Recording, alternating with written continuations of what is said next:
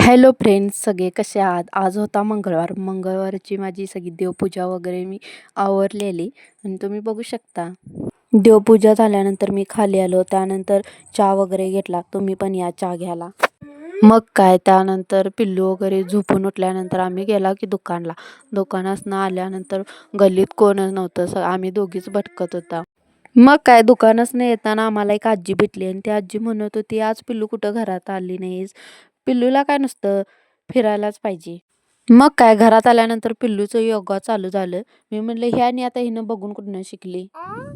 आमच्या घरी रोज-रोज वेगवेगळे प्रकारचे योगा चालू असतात. तुमच्या पण घरी असे असतात काय? नक्की कमेंट करून सांगा. दुपारी जाम भूक लागलेली, त्याच्यामुळे चला म्हटलं आता मॅगी करून खावी. मॅगी बनवून झाल्यानंतर पिल्लू आली लगेच पळून, "मम्मा मला पण पाहिजे." मग काय, मग तिला पण थोडी चारली, मी पण खाल्ली. मग काय, पोट वगैरे पूजा झाल्यानंतर आता घरातली भांड्याचा राडा पडलेला होता. मी म्हटलं आता पटकन ती भांडी सगळी घासून घ्यावी. भांडी वगैरे घासून झाल्या बघतोय तर काय, पिल्लूने सगळ्या घरातनं राडा करून टाकलेला, पसारा करून.